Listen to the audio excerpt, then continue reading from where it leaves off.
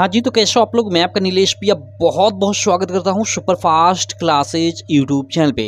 दोस्तों, आज की इस वीडियो में हम लोग पढ़ेंगे क्लास 10th के सामाजिक विज्ञान से कुछ महत्वपूर्ण प्रश्न। जी हाँ मेरे दोस्त, आप लोग देख सकते हो ये पहला जो प्रश्न है काफ़ी यही वेरी इंपॉर्टेंट है। निश्चित है आपका एग्जाम में आना ही आना है इस प्रश्न का। प्रश्न क्या है कि कार्ल ला के निरस्त होने के बाद ब्रिटेन की खाद्य समस्या का हल किस प्रकार हुआ, स्पष्ट कीजिए। ठीक है, ये प्रश्न है। देखो, यह जो प्रश्न है ना आपके बोर्ड एग्जाम में 4 मार्क में भी आता है और 6 मार्क में भी आता है। और उसके अलावा देखो इधर आप लोग का कुछ प्रश्न है, यहाँ पे देख सकते हो। उसके अलावा यहाँ पे मैंने 3 ये काफ़ी इंपॉर्टेंट प्रश्न ले रखा है। तो चलो एक एक कर मैं आपको पूरा ये करा देता हूँ। चलो सबसे पहला हम लोग प्रश्न करते हैं। बाकी कहूँगा, अगर चैनल को आप अभी तक सब्सक्राइब नहीं किए हो तो चैनल को सब्सक्राइब कर लेना और बेल आइकन को भी दबा लेना, जिससे मेरी सारी वीडियो की नोटिफिकेशन आपको मिलती रहे। तो चलो सबसे पहले हम लोग ये फर्स्ट प्रश्न है, इसको देखते हैं। कार्ल, ये सबसे पहले देखो प्रश्न में बोल रहा है कार्ल के निरस्त होने के बाद ब्रिटेन की खाद्य समस्या का हल किस प्रकार हुआ, स्पष्ट कीजिए। देखो कार्ल, यहाँ कार्ल की बात आई तो सबसे पहले कार्ल क्या है, क्वेश्चन का आंसर लिखते समय सबसे पहले इसको थोड़ा सा एक्सप्लेन करेंगे। ठीक है, तो चलो देखो यहाँ पे मैंने लिखा है काफ़ी अच्छे से। देखो, कार्ल ला ब्रिटेन सरकार द्वारा लगाया गया एक ऐसा कानून था जिसके अंतर्गत दूसरे देश से आयातित मीन्स आयात कर लाना, मतलब दूसरे देश से अपने देश में सामान लाना, उसको आयात बोलते हैं। ठीक है, तो देश से आयातित खाद्य पदार्थों पर, खाद्य यानी वही खाने वाले जो भी पदार्थ हो गए, जैसे आपके ये गेहूँ हो गया, चावल हो गया। ठीक है, उसके अलावा आयातित तो ये सब मीट भी होते हैं, मतलब सारे जो खाने वाले पदार्थ है वो आ जाएंगे इन खाद्य पदार्थों के अंतर्गत। ठीक है, पर रोक लगा दी गई। क्या है कि कार्ल ब्रिटेन सरकार द्वारा लगाया गया एक ऐसा कानून था जिसके अंतर्गत दूसरे देश से आयातित खाद्य पदार्थों पर रोक लगा दी गई। तो कार्ल के बारे में आप समझ गए यहाँ पे कि कार्ल क्या है थोड़ा सा। अब चूंकि यहाँ प्रश्न क्या पूछ रहा है कि कार्ल के निरस्त होने के बाद ब्रिटेन की खाद्य समस्या का हल किस प्रकार हुआ, ये मेन प्रश्न है। तो यहाँ तो थोड़ा हमने पहले यहाँ मतलब कार्ल के बारे में एक्सप्लेन कर दिया। उसके बाद देखो आपको क्या लिखना है कि सरकार ने यहाँ पे जिन लिखो, सरकार ने जिन कानूनों के अंतर्गत यह रोक लगाई थी उसे ही कार्ल कहा गया। ठीक, तो ये कार्ल के बारे में इतना आपका हो गया पूरा का पूरा।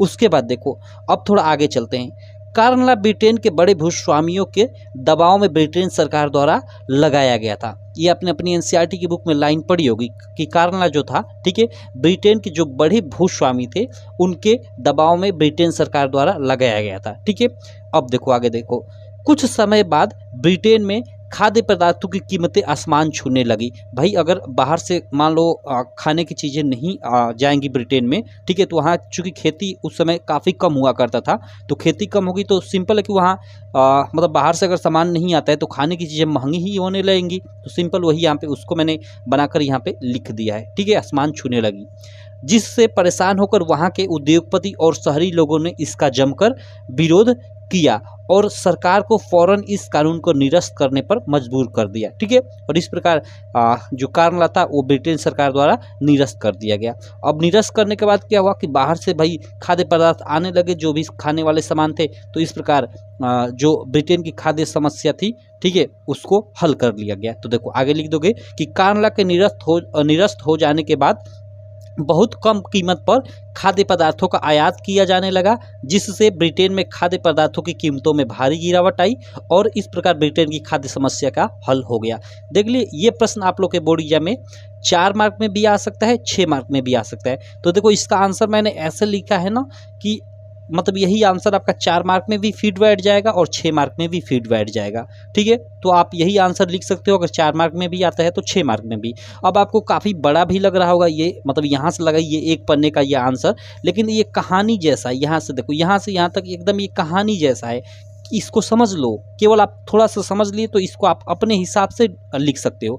सबसे पहले तो कार्ल भाई यहाँ बोल रहे हैं तो कार्ल के बारे में थोड़ा एक्सप्लेन कर दो कि कार्ल क्या है।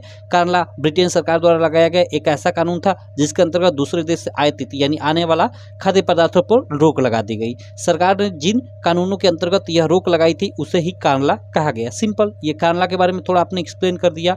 अब आगे देखो यहाँ पे कि क्या लिखा गया कि कार्ल ब्रिटेन के बड़े भूस्वामियों के दबाव में ब्रिटेन सरकार द्वारा लगाया गया था। तो ये तो आपने अपनी एनसीईआरटी की लाइन में सेम टू सेम ये लाइन पढ़ा ही होगा। ठीक है, आगे लिखा है कि कुछ समय बाद ब्रिटेन में खाद्य पदार्थों की कीमतें, भाई अगर ये बंद हो जाएगा बाहर से आना तो सिंपल है कि वहाँ कीमतें बढ़ेंगी ही बढ़ेंगी।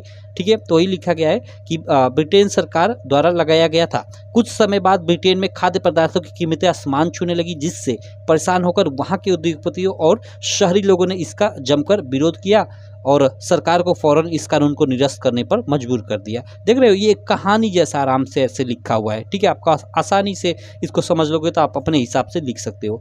आगे लिखा गया है कि कानून निरस्त हो जाने के बाद बहुत कम कीमत पर खाद्य पदार्थों का आयात किया जाने लगा, जिससे ब्रिटेन में खाद्य पदार्थों की कीमतों में भारी गिरावट आई और इस प्रकार ब्रिटेन की खाद्य समस्या का निवारण हो गया या हल हो गया, जो भी आप लिख लो। तो ये रहा पूरा पूरा ये प्रश्न आपका 6 मार्क में आप लोग के एग्जाम में आ सकता है या 4 मार्क में आपके एग्जाम में आ सकता है। तो ये काफ़ी वेरी इंपॉर्टेंट था, इसको आप क्लियर कर लेना। चलो अब हम लोग अगले प्रश्न पे चलते हैं। अगला प्रश्न देखते हैं। अगला प्रश्न देखो, ये आपके एग्जाम में निश्चित होता है प्रश्न, 4 मार्क में आता ही आता है, हर साल आता है यह प्रश्न। क्या है कि ऑटो वन बिस्मार्क को जर्मनी के एकीकरण का जनक क्यों कहा जाता है? 2 कारण लिखिए। ठीक है, यह प्रश्न है। चलो इसको देख लेते हैं कि ऑटो वन बिस्मार्क को जर्मनी के एकीकरण का जनक क्यों कहा जाता है। ठीक है, यहाँ पे उत्तर हमने लिख लिया है और चलो देखते हैं। देखो लिखा गया कि ऑटो वन बिस्मार्क को ऑटो वन बिस्मार्क जो प्रसा का एक प्रमुख मंत्री था। देखो ऑटो वन बिस्मार्क तो जो था ना, वो प्रसा का क्या था? एक प्रमुख मंत्री था। प्रसा देखो आप जानते हो कि मतलब जो जर्मनी थी ना, इसका एकीकरण होने से पहले मतलब ये छोटे छोटे पार्ट में बटी हुई थी। ठीक है, मान लो ये पूरा जर्मनी का एरिया है, तो पहले ये छोटे छोटे पार्ट में बटी हुई थी। तो उन्हीं छोटे छोटे पार्ट में से एक पार्ट था प्रसा। ठीक है,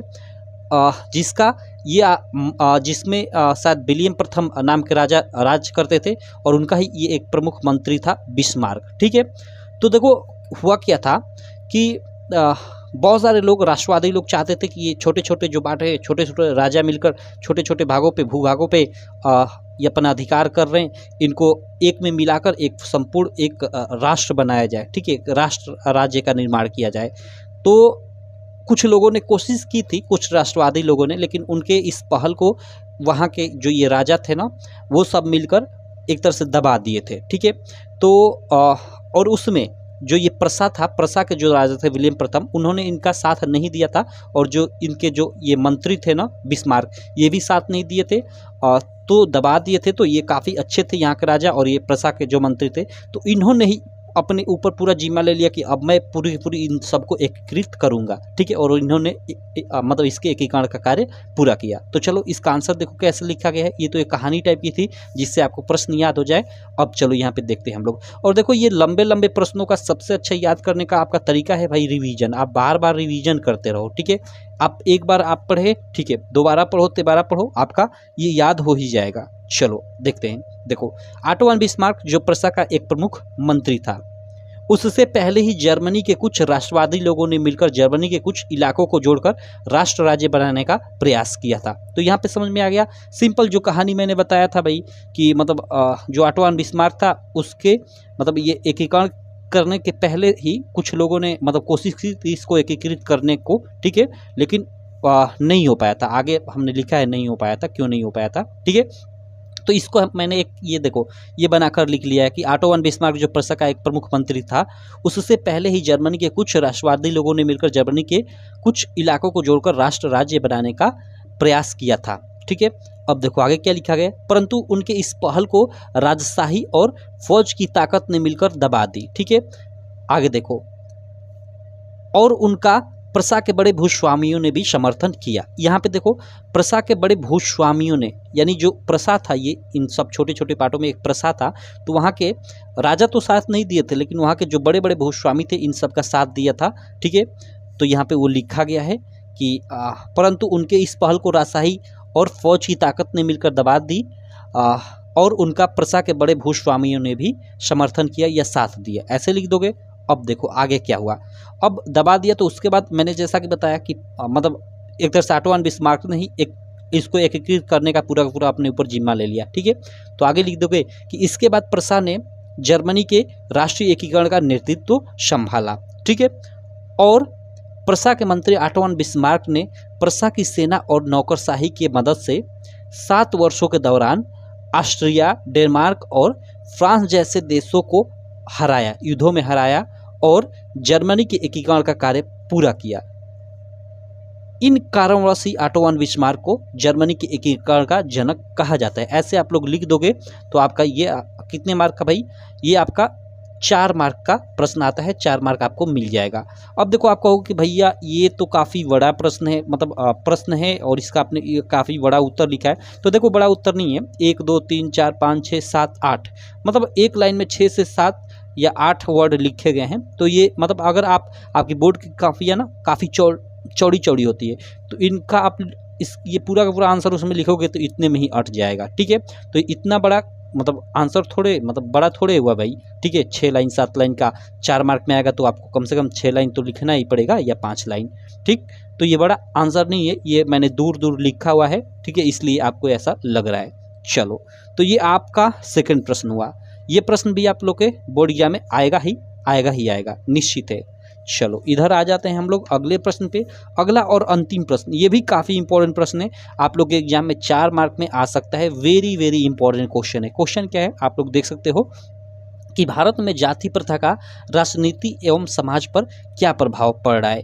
अब देखो ये तो भाई एकदम मतलब नॉर्मल आपका मोरल सा प्रश्न है, कुछ पढ़े भी नहीं हो इस मतलब प्रश्न के बारे में तो भी आप लिख सकते हो। आप अपने समाज में जो भी चीज़ें हैं देखकर उसके हिसाब से बना कर लिख सकते हो, और उसी प्रकार मैंने यहाँ पे लिखा भी हुआ है। ठीक है, कहीं से भी इसमें आपके बुक का सहारा मैंने नहीं लिया है लिखते समय इस क्वेश्चन का आंसर। ठीक है, चलो भारत में जाति प्रथा का राजनीतिक एवं समाज पर क्या प्रभाव पड़ रहा है इसके बारे में हम लोग देखते हैं। देखो आगे देखो, और देखो भारत में जाति प्रथा वोटरों के ध्रुवीकरण में महत्वपूर्ण भूमिका निभाती है। जाति प्रथा मतलब जातिवाद एक तरह से। ठीक है, भारत में जाति प्रथा वोटरों के ध्रुवीकरण में महत्वपूर्ण भूमिका निभाती है। ये तो पहला हो गया।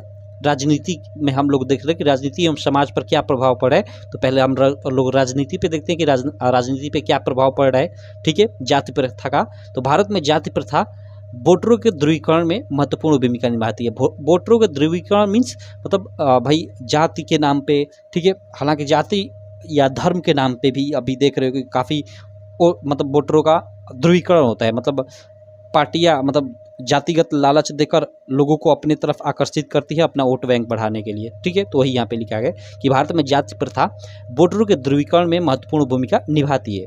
राजनीतिक दल समाज में लोगों को जातीय आधार पर बांटकर अपना वोट बैंक बढ़ाते हैं और इस कार्य का राजनीतिक सफलता हेतु उपयोग करते हैं। भाई वोट बैंक बढ़ाकर राजनीतिक सफलता यानी वही वोट में जीतने के लिए उसका उपयोग करते हैं। ठीक है, तो ये देखो एकदम मोरल तरीके से ये आंसर लिखा गया, आप अपने हिसाब से भी बनाकर ये लिख सकते हो। ठीक है, लिख सकते हो ऐसे कि भारत में जाति प्रथा का